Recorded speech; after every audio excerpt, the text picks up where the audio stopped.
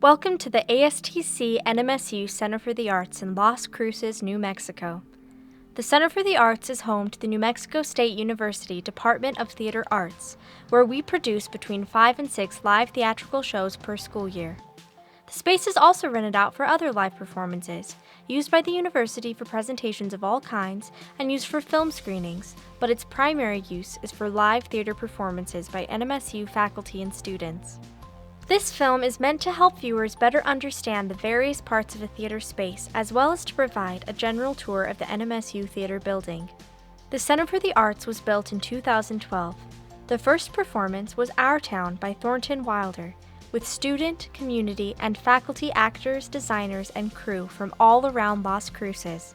The auditorium seats approximately 466 patrons, and the entire building is approximately 59,000 square feet. The building was designed by Holzman Moss-Patino Architecture in New York. As you enter the building, the floor is painted to represent an arroyo flowing inside from the New Mexico desert. The sandstone on the outside of the building is from an area near Hillsborough, New Mexico, and the red and green colors represent the colors of New Mexico chili.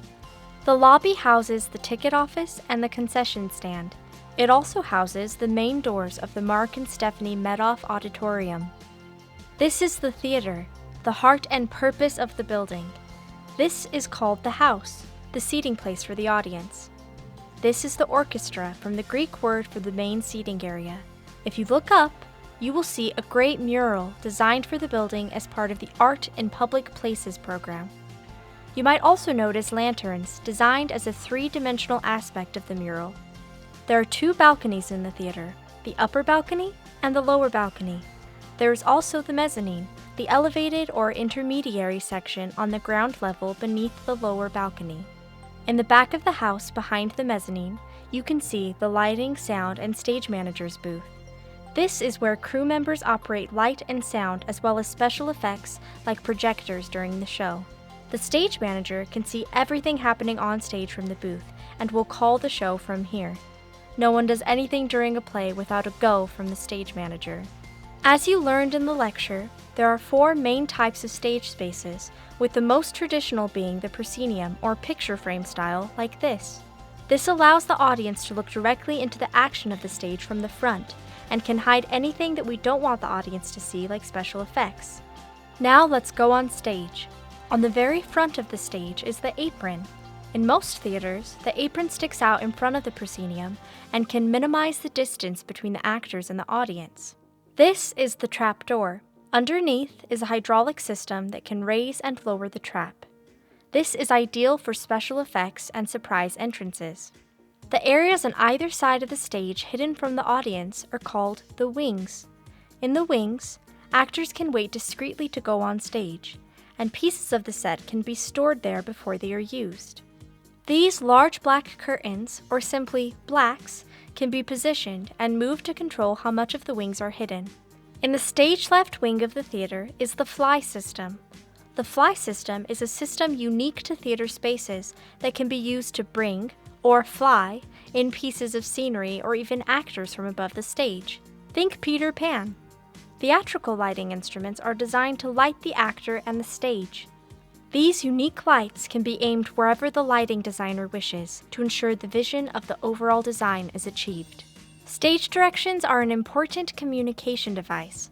They can be used by directors to tell actors where to go on the stage. Everyone in the collaborative process uses these directions, and they are always from the point of view of the actors on stage. This is center stage. This is stage right. This is stage left. This is upstage. And this is downstage. Notice, this stage is flat, so why use the terms down and up when describing it?